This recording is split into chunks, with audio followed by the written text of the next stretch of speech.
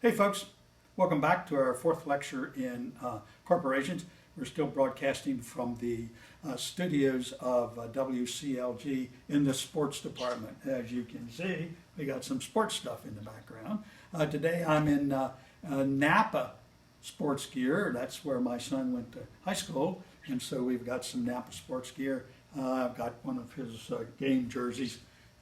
Guess I should get him to autograph it for me, huh? Okay, anyway, we're going to talk about at the beginning of your corporation.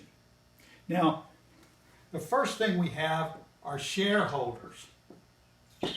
What are shareholders? Shareholders are people who purchase the shares of a corporation. Remember when we had an LLC, we had members. When we had partnerships, both general partners and limited partnerships, we had partners. Well, today we have shareholders. These are people who have purchased the shares of a corporation. It can be one shareholder, or it can be millions of shareholders like some of the big publicly held companies in the United States. The shareholders are people who own the stock or the shares. Same thing. Okay? Stock and shares. All right. Now, the shareholders elect directors.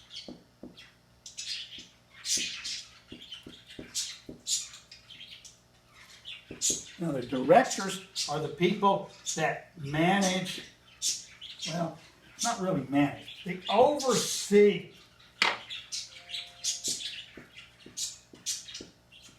the corporation.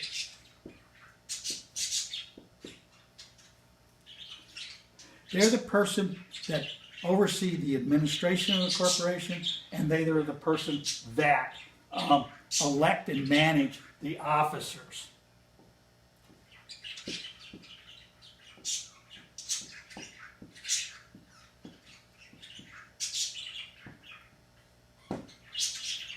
So, shareholders elect directors, directors elect officers, and officers manage the business of the corporation.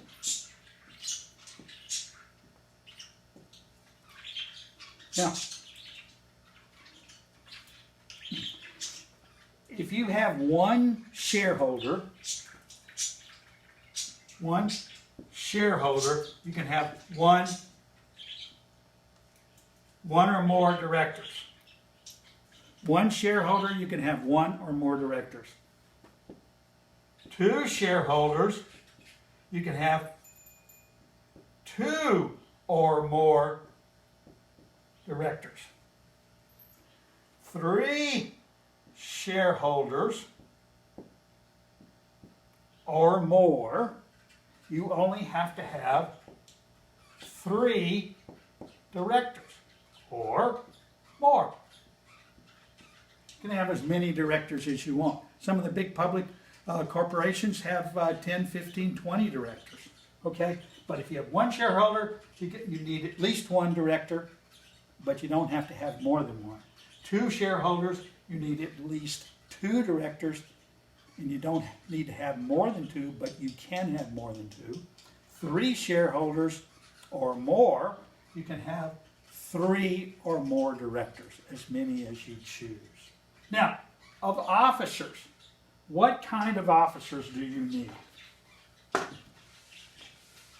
Every California corporation must have at least three officers.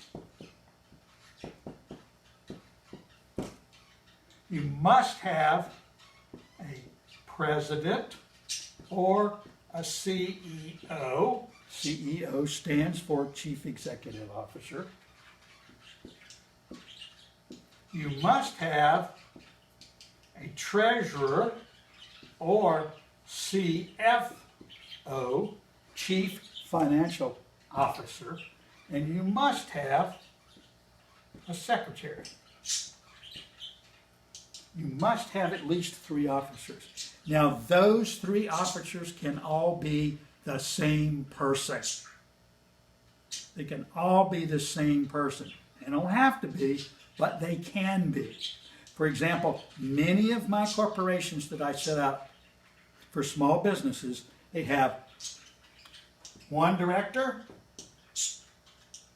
1 shareholder, and 3 officers, all the same person. But you can have as many more officers as you want for your corporation. You can have a vice president.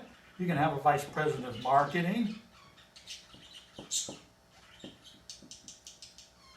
You can have a chief operating officer.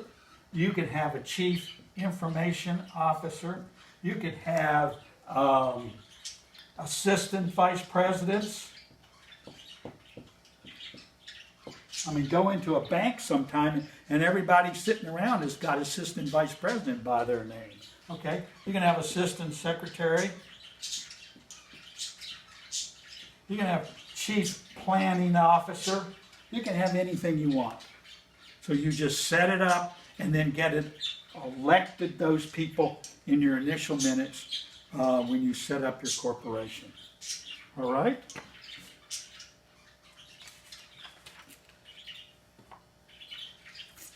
So remember, when you do your corporation, at the beginning you set up how many officers you're going to need, but you must have at least 3, and those 3 can all be the same person.